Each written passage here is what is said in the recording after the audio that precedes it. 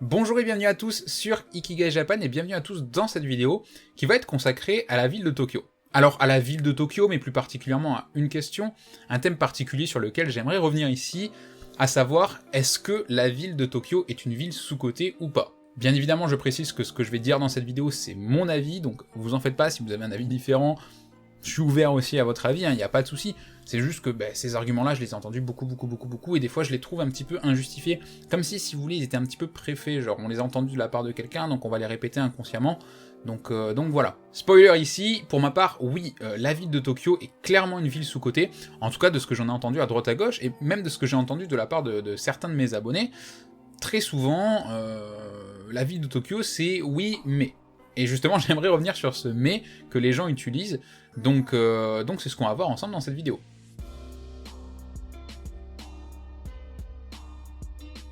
Alors la première chose qui revient souvent avec la ville de Tokyo, souvent c'est de la part de personnes qui n'ont même pas encore visité le Japon. Alors, c'est pas une critique, attention, je critique pas les gens qui n'ont pas encore visité le Japon, loin de là, j'ai été dans ce cas-là moi aussi avant, mais souvent, les gens vont dire « Ah, j'aimerais visiter le Japon », mais pas que Tokyo. Sans qu'on ne leur demande rien, souvent ils se justifient en disant « mais j'aimerais pas visiter que Tokyo, j'aimerais aussi visiter le vrai Japon », ou... Voilà, le vrai Japon. Ça c'est vraiment un terme que j'ai entendu plusieurs fois. Tokyo c'est le vrai Japon en fait. Alors oui, Tokyo ça reste la capitale, ça reste une ville avec une dynamique assez unique. Pour moi en tout cas, j'ai jamais retrouvé cette dynamique-là dans une autre ville dans le monde. Donc ouais, ça en fait un espèce de lieu assez particulier, mais ça reste le Japon, il faut pas... voilà, il faut pas dire... Il y a Tokyo d'un côté, et il y a le reste du Japon autour, quoi. Donc ça, déjà, c'est pour le premier point que j'entends souvent. Ensuite, le deuxième point, qui vient aussi de la part de personnes qui, elles, ont déjà visité le Japon en tant que touristes, ne serait-ce qu'une fois, à savoir, Tokyo est une ville avec beaucoup trop de personnes, une ville beaucoup trop peuplée, voilà, où même des fois, il y a beaucoup trop de touristes. À ça, je répondrai qu'une seule chose, la ville de Kyoto. La plupart des gens, ironiquement, qui n'aiment pas Tokyo pour cet aspect-là, aiment bien Kyoto à côté. Le truc, c'est que Kyoto, enfin, personnellement, moi, pour y être allé, c'est full touriste, quoi. C'était devenu limite un musée ouvert, mais dans le sens où il y avait vraiment beaucoup de monde, quoi. T'avais l'impression de te promener à Disneyland Paris. Il y avait du monde partout, sur tous les endroits, en tout cas sur tous les points d'intérêt, et c'est la même chose à Tokyo, en fait. Oui, à Tokyo, forcément, sur les points d'intérêt principaux, vous allez avoir beaucoup de touristes, pas que des touristes occidentaux, hein, il y a aussi beaucoup de touristes asiatiques. Et donc voilà, quand je parle de points d'intérêt principaux, je pense notamment à la gare de Shibuya, là où vous avez Hachiko, qui est aussi un point de rencontre pour les Japonais. Personnellement, quand vous sortez à Shibuya et que vous habitez au Japon, c'est ici que les gens se rejoignent. Donc voilà, vous avez aussi des locaux ici, je pense notamment au temple d'Asakusa, à Takeshita-dori, à Harajuku aussi, vous avez beaucoup de monde, c'est une rue qui est hyper chargée, et encore une fois, pas que de touristes, il y a aussi beaucoup de Japonais qui y vont, donc oui, forcément, ces points d'intérêt, il y a beaucoup de monde, la concentration de personnes est immense, mais à l'échelle de la ville de Tokyo, ça représente rien en fait, c'est une rue, une place, un temple, c'est vraiment... Ouais, j'irais même jusqu'à dire que dalle, quoi, je sais que le mot est pas forcément très joli, mais... Voilà, il y a plein d'autres endroits à faire, il y a plein d'autres endroits à visiter, et forcément, si on ne se contente que de ces endroits-là, chose que je comprends, quand on est à Tokyo qu'une semaine, en général, on se contente que de ces endroits-là, bah ça donne une impression de ville surchargée, de ville où tout le monde bouge dans tous les sens, rajoutez à ça les gares qui sont, pour certaines, assez grosses, assez immenses, vraiment où on s'y perd, ça donne vraiment cette espèce d'effet...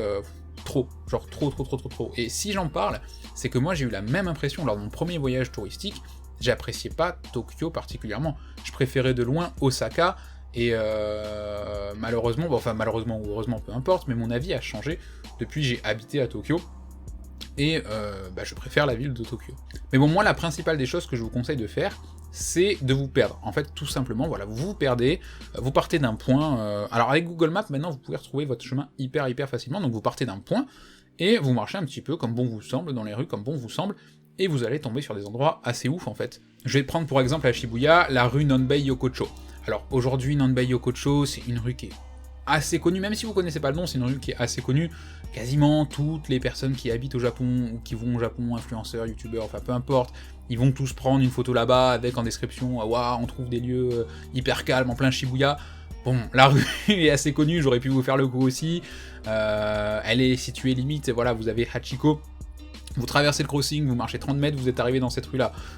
Voilà, elle est pas cachée hein, dans Shibuya, mais en fait vous allez passer devant, même si vous la connaissez pas de base, vous allez passer devant dans tous les cas. Moi personnellement je la connais parce que du coup, juste à côté de cette rue là, vous avez un immense parc pour ranger les vélos, et comme j'habitais juste à côté de Shibuya, en fait des fois, quand j'avais une micro-course à faire, un micro-truc à faire, au lieu de descendre, prendre le train, attendre le train, machin, naninana, je prenais mon vélo, en 4-5 minutes j'y étais, et du coup je passais à chaque fois par cette rue pour couper. C'est une rue où vous avez que des bars, mais c'est un exemple parmi tant d'autres. Si vous marchez 3-4 minutes, vous allez avoir d'autres rues, 5 minutes, vous allez avoir d'autres rues, vraiment il y a plein de petits endroits comme ça, où on peut tomber sur des trucs vraiment top, vraiment sympa, et comme je vous l'ai dit, le Japon c'est un pays qui est relativement safe quand même, donc il y a très peu de chances qu'il vous arrive un truc, c'est pas comme en France en fait, si vous voulez, enfin, encore une fois, c'est pas pour critiquer la France, mais je pense qu'on est tous plus ou moins d'accord sur ce point-là. En France, vous allez pas vous balader n'importe où dans une ville française en pleine nuit à 23h minuit, quoi. Non, en général, vous faites déjà relativement assez attention où est-ce que vous allez, et vous êtes surtout en groupe. Au Japon, vous pouvez vous permettre d'être beaucoup plus tranquille et beaucoup plus serein. De toute façon, vous allez le sentir, même physiquement, ça se sent que vous êtes quand même plus tranquille. Après, attention, toujours du bon sens, faut toujours faire attention, on peut toujours tomber sur n'importe qui, n'importe où. Mais globalement, voilà, et puis il y a aussi beaucoup plus de monde partout, quoi. Un autre point que j'entends beaucoup vis-à-vis de Tokyo, c'est au niveau des gens, du style, les gens sont froids à Tokyo, genre le comportement des gens, ils sont assez distants, assez froids. Et alors honnêtement, cet argument, je ne l'ai jamais compris. Pourquoi? Oui, bien évidemment, c'est une capitale, les gens en général, quand vous les croisez dans la rue, ils vont d'un point A à un point B, donc en général au travail ou chez eux, ils ont pas, voilà, c'est comme partout, ils ont des choses à faire, quoi. Donc ouais, mais après si vous connaissez certains endroits plutôt tranquilles, moi personnellement j'habitais, alors au début j'habitais du côté de Shibuya, après j'ai habité plus du côté de Gotokuji, un petit quartier vous connaissez sûrement pour le temple du Manikiniko, j'habitais littéralement à 100 mètres de ce temple là, donc pourtant voilà, le temple est assez connu, mais je croisais quasiment aucun étranger dans ce quartier là, et tout de suite les gens étaient beaucoup plus calmes, beaucoup plus ouverts, forcément c'était un petit quartier, c'est comme en France, si vous allez sur une grosse avenue, une grosse place de votre ville, les gens vont plutôt passer vite et tout ça, mais si vous allez dans un petit quartier, vous savez des fois il y a des petites places dans les centres-villes où les gens ont l'air beaucoup plus détendus, c'est exactement pareil à Tokyo en fait. Allez dans des quartiers plus calmes, et vous verrez tout de suite les gens seront... Bon, après ils vont pas forcément venir vous parler tout le temps non plus, mais ça c'est pareil dans les autres villes, mais tout de suite voilà, un peu plus une ambiance un petit peu plus zen, un petit peu plus cool, que forcément à la gare quoi. Si vous allez en pleine gare de Shibuya ou de Shinjuku, oui les gens vont être pressés.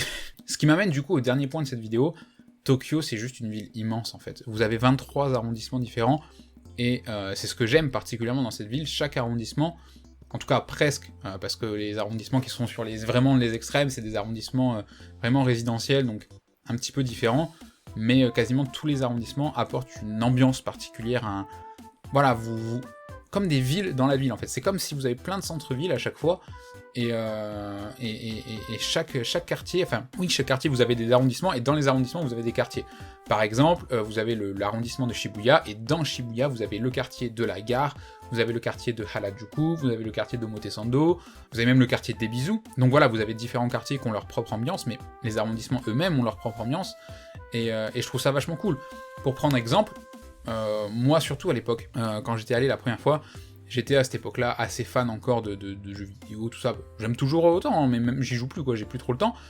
Et j'étais allé à Akihabara, je pense que beaucoup de gens connaissent Akihabara, c'est un petit peu, pas un fantasme, mais c'est vraiment un lieu assez iconique de Tokyo. J'ai été profondément déçu. Moi je n'aime pas du tout le quartier de Akihabara, j'aime pas l'ambiance qui s'y dégage, j'aime pas trop y traîner, je sais pas pourquoi. Et j'en ai parlé avec un abonné il y a pas si longtemps que ça, il a ressenti la même chose que moi. Il a été vachement déçu par ce quartier-là. Alors qu'à l'inverse, moi, un quartier comme Shibuya, qui au début, j'avais pas apprécié lors de mon premier voyage, parce que je m'étais contenté juste de faire le crossing et la rue principale, après l'avoir découvert, parce que du coup forcément j'y habitais à côté, j'ai adoré ce quartier-là, je trouvais qu'il avait une âme assez particulière. Donc n'hésitez pas à faire plusieurs arrondissements, n'hésitez pas à, dans chaque arrondissement bien évidemment, vous promener un petit peu, regarder, marcher surtout, marcher, évitez de prendre trop le train, alors vous pouvez prendre le train bien évidemment pour vous déplacer et tout ça, mais des fois, allez, au lieu de si vous avez une station à faire, dites-vous, vas-y, je vais prendre mes petites jambes, et puis je vais marcher, et je vais voir plein de trucs, et puis c'est vachement sympa. C'est à peu près tout ce que j'avais à dire sur cette question-là, sur le fait que Tokyo soit une ville pour moi assez sous-estimée, justement vis-à-vis des points que j'ai énoncés. Donc voilà, quand vous irez à Tokyo, n'hésitez pas, promenez-vous, faites votre truc, et surtout, ne vous cantonnez pas, s'il vous plaît, juste aux points d'intérêt principaux.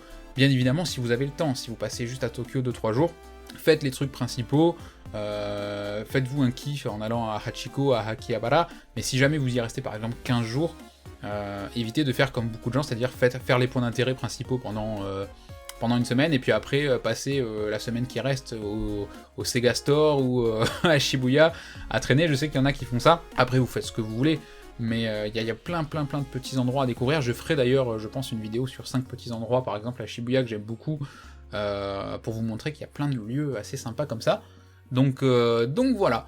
Je vous remercie d'avoir suivi cette vidéo. N'hésitez pas bien évidemment à aimer cette vidéo, à la partager, ça aide beaucoup, à commenter aussi, et à vous abonner, bien évidemment, si ce n'est déjà fait. Moi, je vous retrouve très bientôt pour une nouvelle vidéo. C'était Pierre de Ikigai Japan. Bye!